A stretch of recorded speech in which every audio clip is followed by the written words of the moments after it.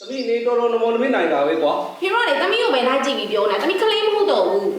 အဖေကသမီးကိုဒီထက်ပိုပြီးတော့ကောင်းနေတယ်လို့တော်စေတယ်လို့သမီးကိုခဏခဏပြောနေရတာဒါပေမဲ့သမီးစိတ်နဲ့သမီးကိုသမီးလွတ်လွတ်လပ်လပ်နေလို့ရတယ်အခုမှစောပဲလိုက်ကြည့်ပြီးပြောနေတယ်လို့ဖြစ်နေရပြီ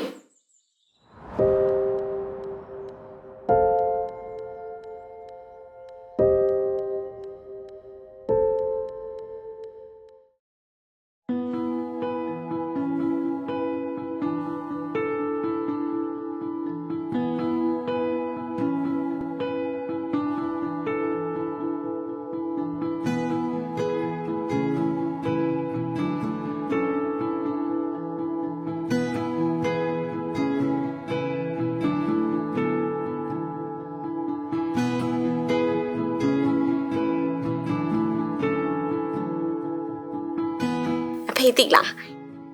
လုပ်ငန်းခွင်ထဲမှာဖီအားတွေဘလို့ပဲကြုံသမီးကအခုဆိုအိမ်ပြန်လာတိုင်းအဖေကိုမြင်လိုက်ရတဲ့အလိုလိုအားသက်ခဲ့ရတယ်ဆိုတာ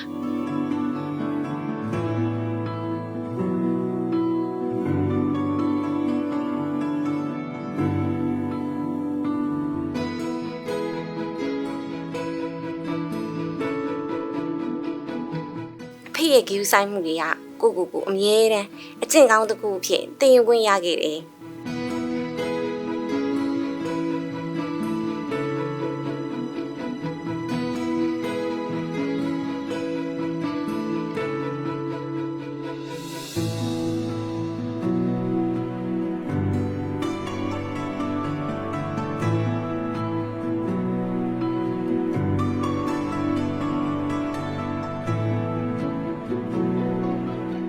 သမီးတွေအဖေကငယ်ငယ်လေးတွေကအချိန်ပေးနိုင်ခဲ့ပြီမဲ့အခုလောလောဆယ်အဖေကိုအချိန်မပေးနိုင်တာကိုခွင့်လို့ပေးစီချင်ပါတယ်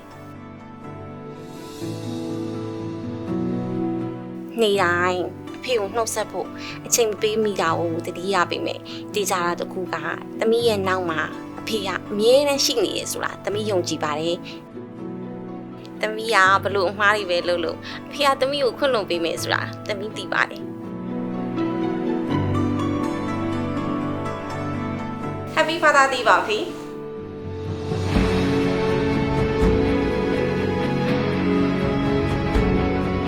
ဒီနေ့အထိရှိခဲ့တဲ့မှတ်တရတွေကတော့ပြောလို့ကုန်မှာမဟုတ်ပါဘူးဖေချမ်းမှပြောရှင်းပါစေနော်